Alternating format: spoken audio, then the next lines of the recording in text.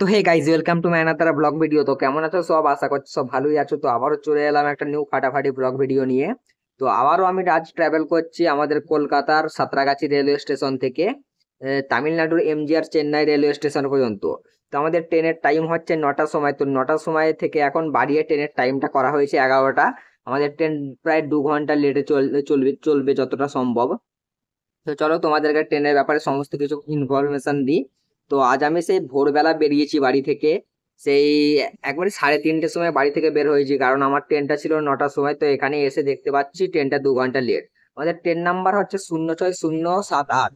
তো তোমাদেরকে সমস্ত কিছু ট্রেনের মধ্যে ইনফরমেশন দেওয়া হবে। তো এখন একটা ভালো জায়গা দেখি সেখানে গিয়ে একটু বসে খাওয়া দাওয়া করবো। তো চলো তোমাদের। তো এটা সাঁতরাগাছি রেলওয়ে স্টেশনের 2 নম্বর প্ল্যাটফর্ম। তো বেশ ক্রাউড রয়েছে, মানুষজনও অনেক রয়েছে। তো ফাইনালি এখানে একটা মালগাড়ি এসে দাঁড়িয়ে পড়লো। তো মালগাড়িটা দেখতে খুবই ভাল লাগছে, মালগাড়িতে চাপার আমার প্রচন্ড শখ। এবং এদিকে দাঁড়িয়ে রয়েছে ব্যাঙ্গালোর হামসাফার, হাওড়া থেকে ব্যাঙ্গালোর হামসাফার। তো চলো এবার খাওয়ার দাওয়ারটা সেরে। সে ভোরবেলা উঠে মা আমার জন্য রুটি এবং কিছু সবজি করে দিয়েছিল। তো সেই রুটি সবজি এখন খাবো, এবং 20 টাকা দিয়ে একটা জলের বোতল কিনে নিলাম। এটি 20 টাকা নিয়েছে কারণ এটি রেল নিড না। আর অবশ্যই রেল নিড নিলে যে 20 টাকা 15 টাকার বেশি দেবে না। তো ফাইনালি মায়ের হাতের পরোটা খাচ্ছি, খুব খেতে খুব ভালো লাগছে। মা সে ভোরবেলায় কষ্ট করে উঠে আমার জন্য তৈরি করেছিল। তো ফাইনালি এখন ট্রেনটাও চলে এসেছে, ট্রেনের মধ্যে ব্যাগটা রেখে চলে এসেছি। তো আমার সিট নম্বর হচ্ছে 48S3। তো চলো তোমাদেরকে দেখাই। এতটা ভিড় নেই কো, কারণ এটি হোলি স্পেশাল ট্রেন, এতটা ভিড় হবেও না যতটা সম্ভব আমি জানি। হোলি ট্রেনে এত ভিড় হয় না। তো তোমাদেরকে দেখাই, এটা হচ্ছে আমার সিট। এখানে দুটো জলের বোতল কিনে নিয়েছি এবং আমার ব্যাগটাও রেখে দিয়েছি। তো বেশ মেরারটাও পরিষ্কার রয়েছে। ওপরে একটা চার্জিং সকেট আছে, নিচেও চার্জিং সকেট আছে। আর এই ধারেও ওপরে চার্জিং সকেট আছে, এখানেও চার্জিং সকেট আছে। তো এই ট্রেনের আমার সব থেকে বেশি ভাল লাগলো। তো চার্জিং সকেট এখানে চারখানা রয়েছে, মানে বেশ প্যাসেঞ্জারের কোনো অসুবিধা হবে না। আর মিরারটা তো দেখতেই পাচ্ছ কত পরিষ্কার, আমাকে দেখতে কেমন লাগছে বলো। এবং এই ট্রেনের কোচের কথা বলতে গেলে শুধুমাত্র স্লিপার ছাড়া আর কিছুই নেই কো, কারণ এটি হোলি স্পেশাল ট্রেন। এবং এই ট্রেনে আমার কস্ট প্রাইস পড়লো 845 টাকা। তো বেশ ভালোই আছে, 845 টাকার মধ্যে চেন্নাই চলে যাও, চেন্নাই থেকে ঘুরে চলে এসো। তো বেশ ভালোই আছে।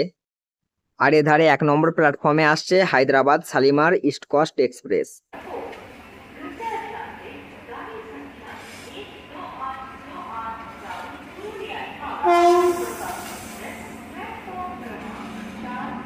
Shalimar Hyderabad East Coast Express.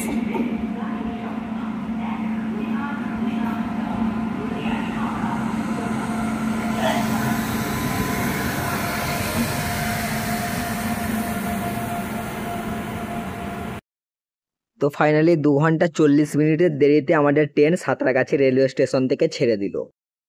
তো আমাদের এই ট্রেনের পরবর্তী স্টপেজ হচ্ছে খড়গপুর জংশন। তো আমাদের ট্রেন এখন গুটি গুটি চাকা নিয়ে খড়গপুরের রাস্তায় এগিয়ে চলেছে। তো চলো যাওয়া যাক খড়গপুরের দিকে।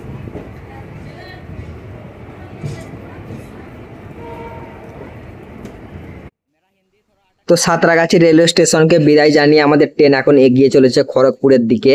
তো চলো খড়গপুরে গিয়ে তোমাদের সঙ্গে কথা হচ্ছে। তো আমাদের সাঁতরাগাছি রেলওয়ে স্টেশন থেকে এখন ভেঙে চুরে নতুন ভাবে তৈরি করা হচ্ছে অমৃত ভারতের প্রকল্পে।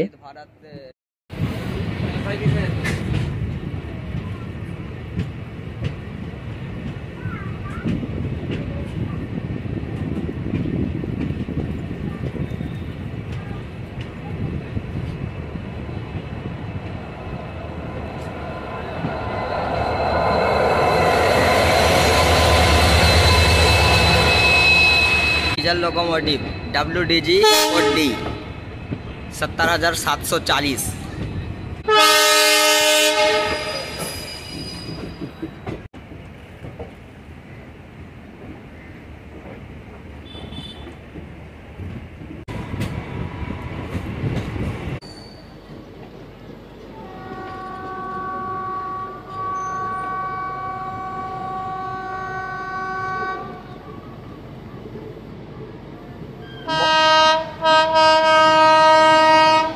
मोरग्राम।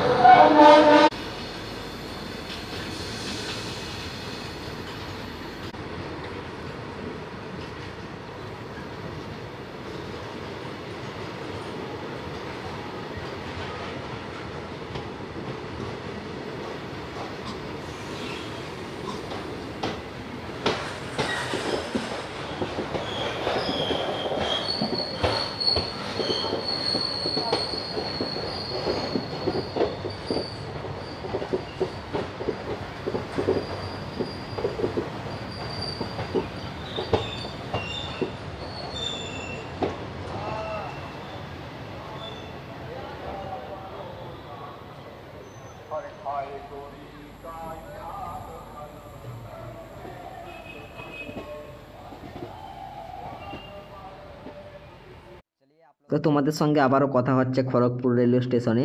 এখন আমার সিটে গিয়ে একটু বসে পড়বো অথবা রেস্ট করব। সেই ভোরবেলা বেরিয়েছি, অনেক ক্লান্ত হয়ে পড়েছি।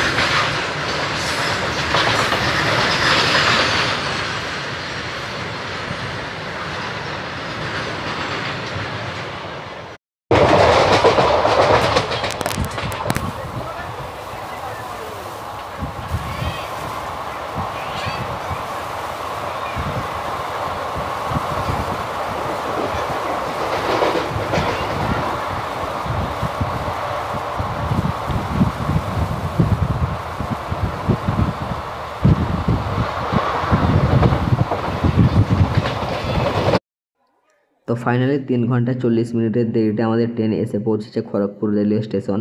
তো এই খড়গপুরে আমাদের ট্রেন এসে কখন দাঁড়িয়েছে আমি নিজেও জানি না। বেশ আমার চোখ লেগে গিয়েছিলো, তারপরে দেখছি সেই খড়গপুরে ট্রেন দাঁড়িয়েছে, তো তাড়াতাড়ি বেরিয়ে পড়লাম। এখানে 10 মিনিটের স্টপেজ রয়েছে, এখানে পানি ভরা হচ্ছে ট্রেনের মধ্যে। তো এই খড়গপুরের ব্যাপারে কিছু বলতে গেলে এটি ভারতের দীর্ঘতম রেলওয়ে স্টেশন ছিল, ভারতের না বিশ্বের দীর্ঘতম রেলওয়ে স্টেশন ছিল। এখন 1 নম্বরে রয়েছে হুবলি রেলওয়ে স্টেশন। তো হুবলি রেলওয়ে স্টেশনটি কর্ণাটক রাজ্যে অবস্থিত।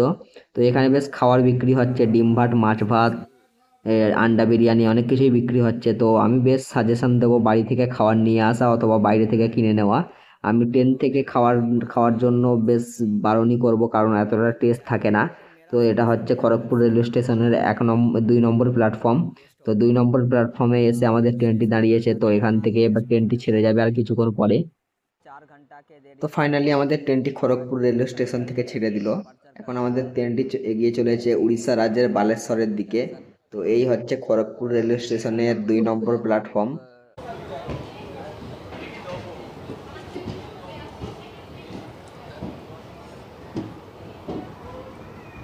দেখ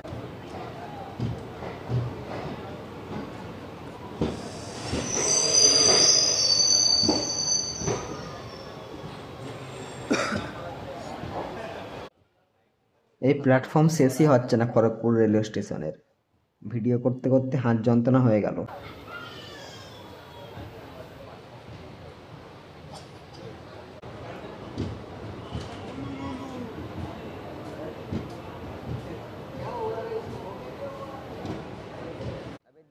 এখন টাইম হচ্ছে 2:31। আমাদের ট্রেন ধীরে ধীরে এগিয়ে যাচ্ছে সামনের দিকে।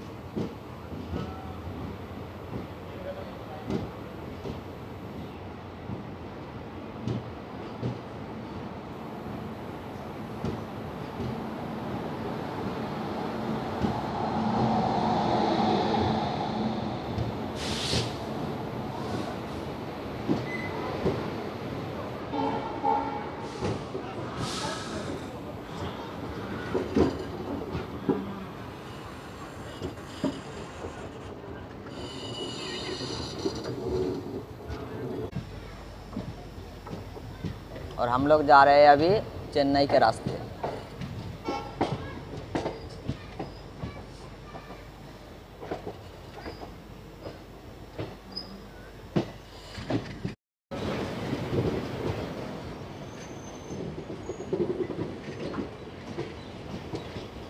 ওই হাওড়া হাওড়া ব্যাঙ্গালোর হামসফর এক্সপ্রেস। চলো আপাতত এখন খিদে লেগে গেছে, আমাদের সিটে গিয়ে বসে একটু জুত করে খাওয়া দাওয়া করি, তারপরে তোমাদেরকে বাইরের দৃশ্য দেখাবো। এবং প্রচণ্ড গরমও লাগছে, গরমকালেই আমি ট্রাভেল করছি আপাতত।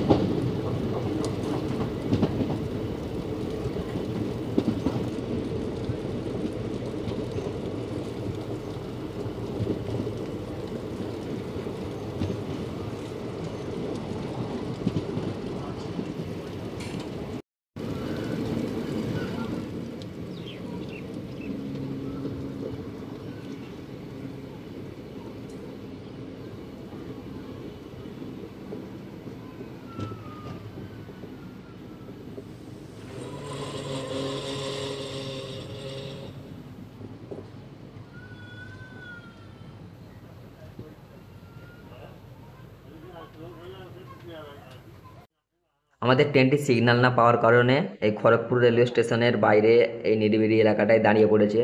সিগন্যাল পাবে তারপরে আমাদের ট্রেন ছাড়বে। একই ট্রেনটা এত লেট, তারপরে আবার এই গরম।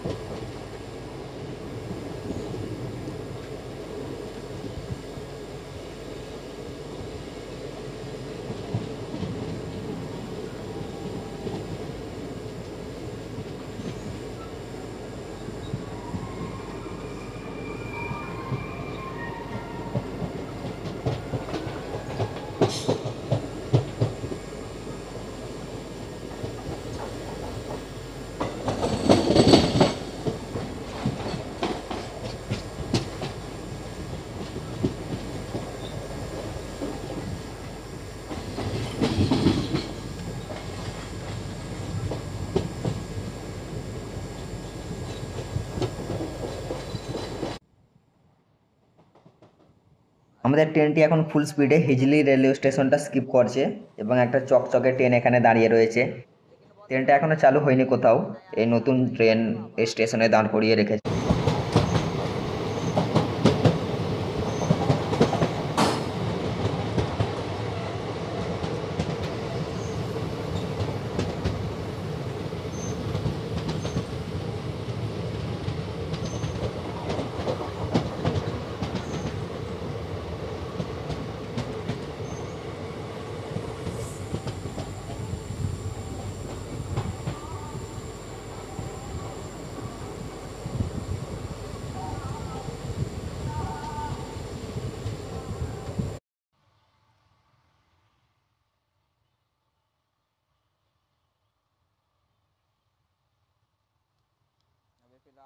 এখন আপাতত সেই সকালবেলার পরোটা খাচ্ছি। সে মা যেটা দিয়েছিল বেঁধে 2-3টে এখনও ছিল, তার সঙ্গে সবজি রয়েছে। এবং স্টেশন থেকে আমি কিনে নিলাম এই 20 টাকা দামের একটা ফ্রুট, মানে ফ্রুট বলতে গেলে ম্যাঙ্গো। 20 টাকা দাম পড়লো, ঠান্ডা ঠান্ডা রয়েছে একবারে।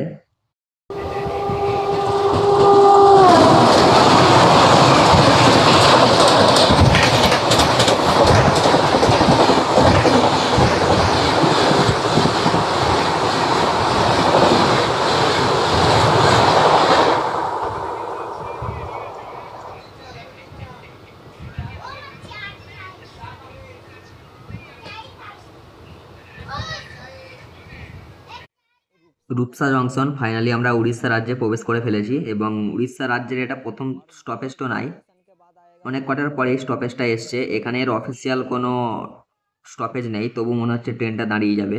একদম সবুজে ভর্তি এই রূপসা জংশন রেলওয়ে স্টেশনটি। চলো তোমাদেরকে এখানে লেবে দেখাই।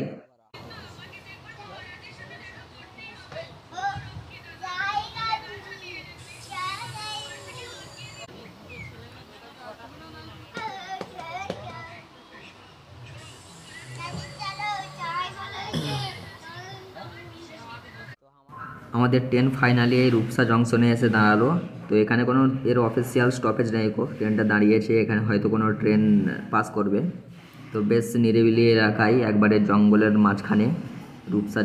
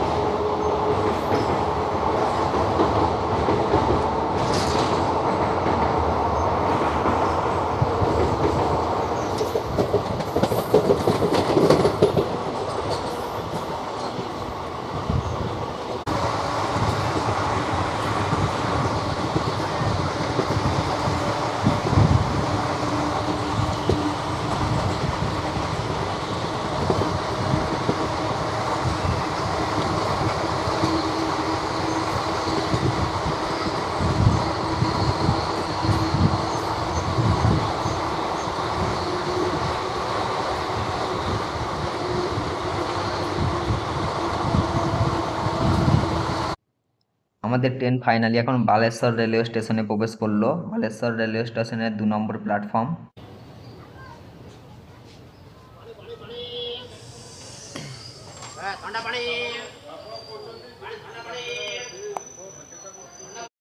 তো ফাইনালি 231 কিলোমিটারের জার্নি কমপ্লিট করে আমাদের ট্রেন এখন এসে পৌঁছেছে উড়িষ্যা রাজ্যের বালেশ্বরে।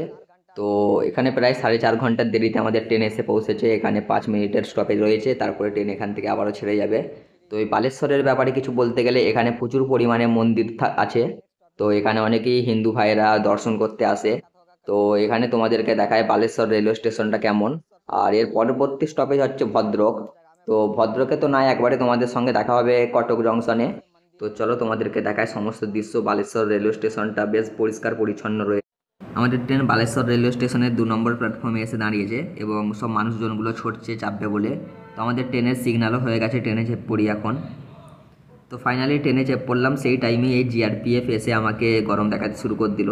এটা বেশ ঠিকই আছে, দরজার কাছে দাঁড়াতে বারণ করছে। ক্যামেরা ফ্যামেরা অনেকেই কেড়ে নেওয়ার মতো মানুষ থাকে, ছিনতাই করে নিয়ে যাওয়ার জন্য। তো এরকম পুলিশ ভালো।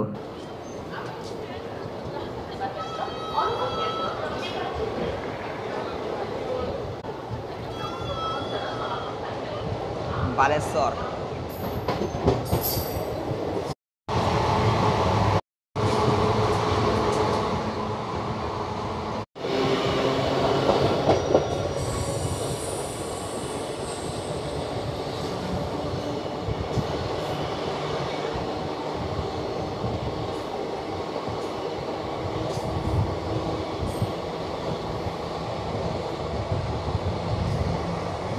नीलगिरी रोड।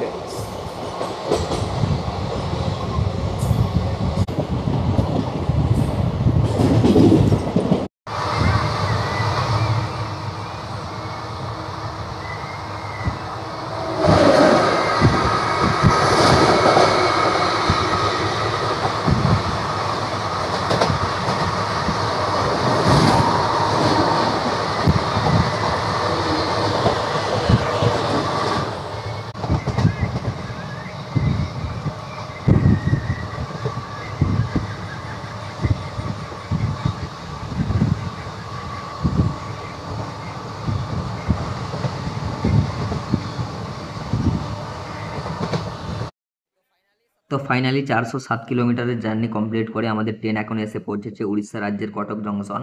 তো এখানে প্রায় 3.5 ঘন্টার দেরিতে আমাদের ট্রেন এসে পৌঁছেছে। আমাদের ট্রেন 4.5 ঘন্টার দেরিতে চলছিল, 1 ঘন্টা মেকআপ করেছে। তো এখানে 10 মিনিটের স্টপেজ রয়েছে, তারপরে ট্রেন এখান থেকে আবারও ছেড়ে যাবে। এর পরবর্তী স্টপেজ হচ্ছে ভুবনেশ্বর। তো এই কটক জংশনে অনেক খাবার বিক্রি হচ্ছে, আন্ডা বিরিয়ানি অনেক কিছুই বিক্রি হচ্ছে, এখান থেকে কিনে খেতে পারো। তো ট্রেনের সিগন্যাল হয়ে গেল ফাইনালি, এবার ট্রেন এখান থেকে এগিয়ে যাবে। তো চলো।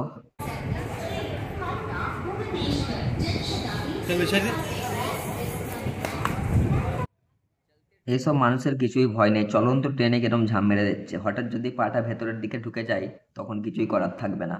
কিন্তু কে বলবে এদেরকে?